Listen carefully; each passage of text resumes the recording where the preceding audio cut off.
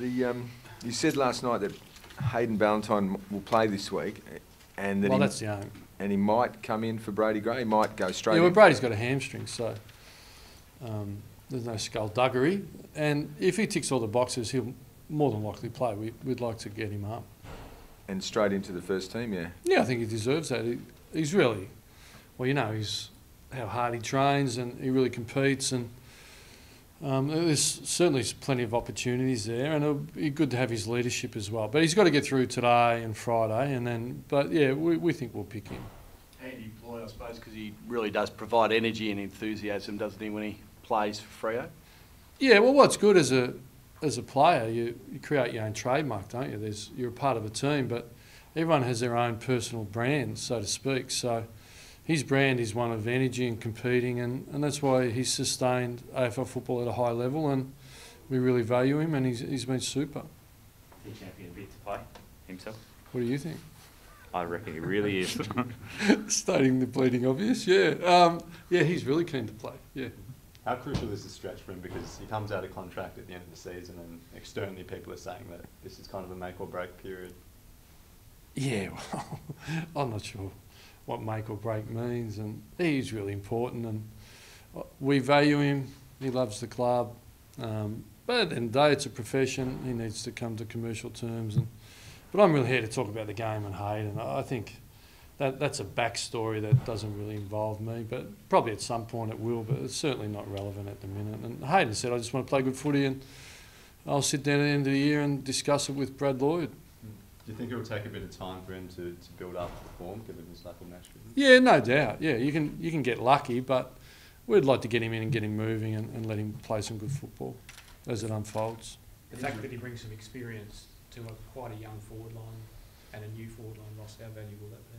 It's really important, but there's a lot of commentary around about lots of things, but the commentary about how hard it is to play forward now. There's a lot of sacrificial running. There's a lot of defensive work, and team defences are so strong, and opposition works so well together. It's very hard to get that pure one-on-one opportunity. So, and we are young. We're incredibly young up there and inexperienced compared to where we were. So, we would like to think he'd be able to help that. Darren Sandland's play this week? That's a black and white, isn't it? So, what we said, he's aiming to get to the line. He's got to jump a few hurdles, and we'll know. We'll be able to make a final decision Friday. But he's really keen to get to the line. He'll train today then, and well, he'll do his own stuff. But Aaron only normally does one session per week. He normally does the last one of the week. I feel like he's more likely for us than unlikely. Well, we could say that. I mean, but they're just words, aren't they? I know he's just got to hit his strength KPIs, and because sports science guys don't let you unleash them until they hit them, so it's close, and they tend to make ground. Then the next few days are going to be critical. The Eagles seem to use a run with play with Joel Selwood and then through Yo with Dangerfield. Did you take anything from that game that you'll use this weekend in terms of taggers and run with players? No, I went and watched. It was a really good opportunity. And in Perth, when you're in Melbourne, the East Coast, you get to watch a lot more football live. So it was Thursday night to go on the break and watch it.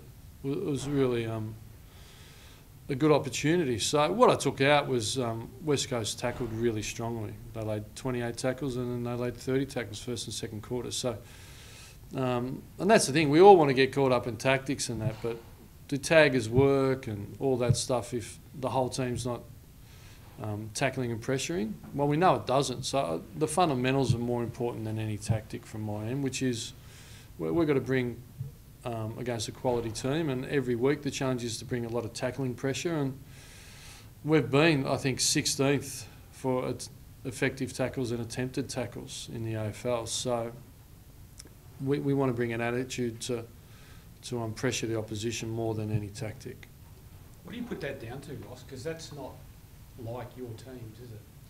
No, it's not. There's always a lot of threads that go into something, and our first two rounds were really poor, but then we did elevate, and we are playing a slightly different brand of football. There's no doubt, and structurally, and But we've looked at it, but sometimes it's just simple intent. And in that 6-week period, we thought we hit a strong baseline, but then there's our performance. And, you saw Geelong against Adelaide, then you see West Coast against Geelong, and AFL teams that are really bringing that fierce heat tend to be in the game. So we'd like to bring that fierce heat. That's the challenge.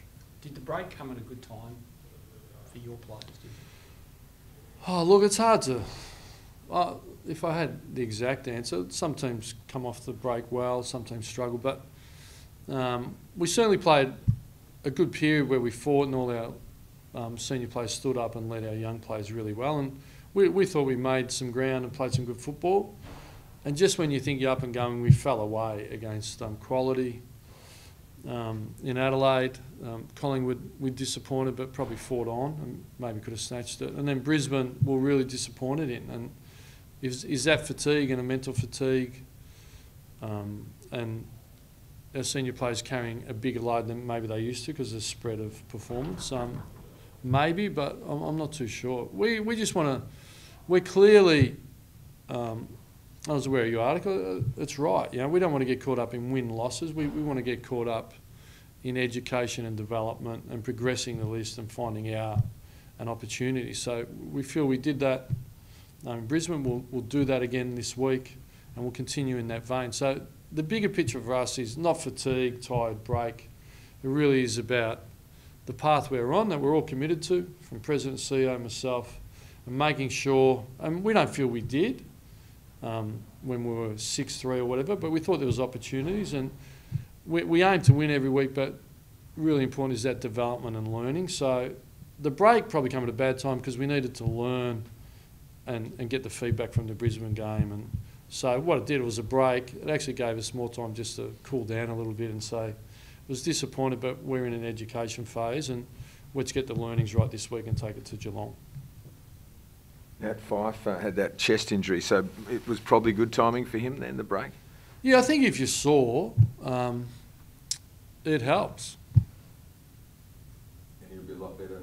There's no doubt about him this week at all? Playing? Yeah. No doubt. And Nathan hasn't any conversations to me about I'm sore or anything, but clearly he's had some bruising.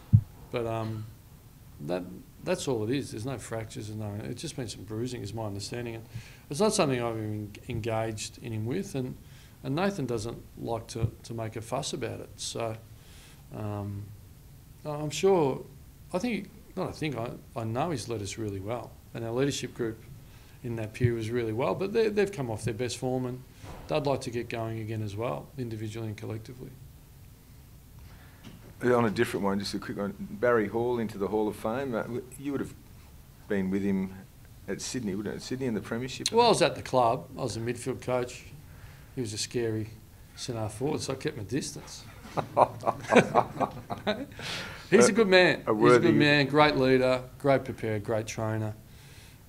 When you have that Premiership connection, even though I was only assistant coach, when you see each other, it's always a pleasure and a wonderful honour and well deserved. And what's good about Barry, you hear the reflections, and we all have some regrets, and you can't change them, but sometimes it's good to recognise that I wish I'd have been better in that moment, and he's a great man. He's a great man.